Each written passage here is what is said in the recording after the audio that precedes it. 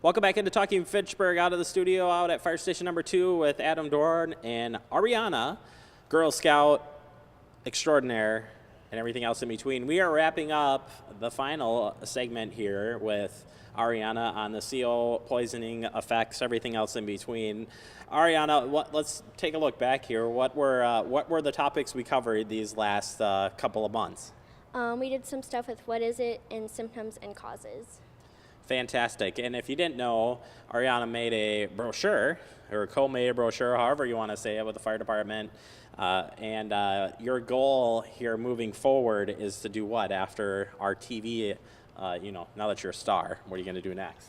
Our goal was to raise awareness of CO, and this is also going to help earn my silver award. And obviously this is my topic of choice, so yeah. Why did you even pick this topic? Like, was there a reasoning behind this? It's one of the things that I think for like fires and stuff is most uncommonly known, and it's not really something that a lot of people have tried to raise awareness for. Dorn, that's where you step in. Is she right? It is. She is right. That's something that we really don't talk a whole lot about as the fire service, when it comes to the effects of carbon monoxide, or how to prevent them in general. We do use a lot of educational material out there. There's a lot of stuff out there that we do use, but it kind of gets lost in the shuffle because smoke detectors save lives, and it's very prevalent, and that's what's killing a lot of people. We don't have working smoke detectors, so not that this purposely takes a second seat to the smoke detector stuff, but it's just as important. And as we've learned through the process, Ariana's brought this up, sometimes you don't even know that it is a CO thing until you guys arrive, and all of a sudden you've got a problem. Right. Yeah. A lot of the times it shows up that people are sick or weak, or they're dizzy, they're faint, they've got other stuff going on. They're like, oh yeah, it's something else. And then when we get there, we come in with our 4-gas monitor, and we're like, oh, there's high levels of CO. This explains why you feel this way. Now it turns into a medical issue, and it was all along, but now we at least know what the cause is.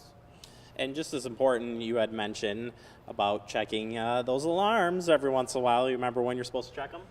Ooh, I think it's every year to 6 months. Dorn, hit us up. Yeah, at least change your batteries in them every 6 months when you change your batteries in your smoke detectors. You should check them once a month, though, just to make sure that they're working. See, it's easy. You knew that. I know she knew that. She told me that before. It's on the brochure, too, I know.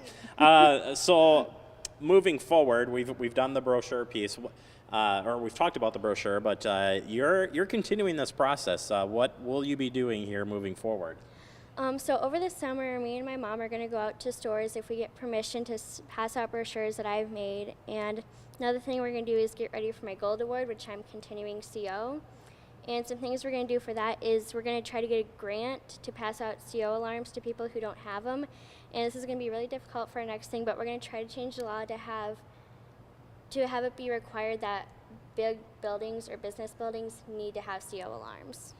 It's kind of an interesting story. Wife and I own a business, and in there were definitely fire protection in there, but there was no CO.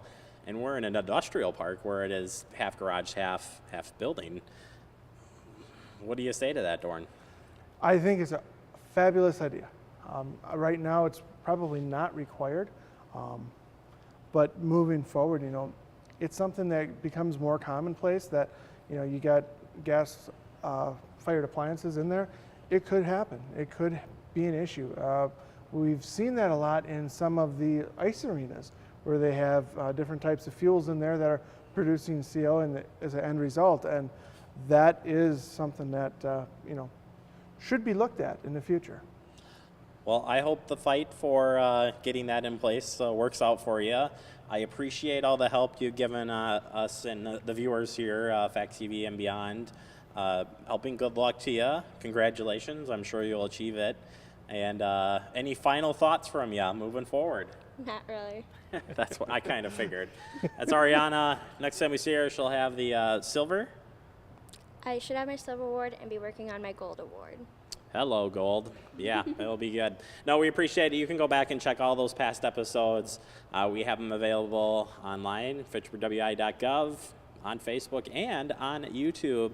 Adam, your final thoughts on this whole process. We opened the door here to some great topics. If anybody has any questions about anything regarding this, what type to buy, what do you have to offer from the fire department standpoint? Well, they can always give us a call if they want to talk to someone. They can always give us a call at the firehouse. We'll be glad to help them walk through that process.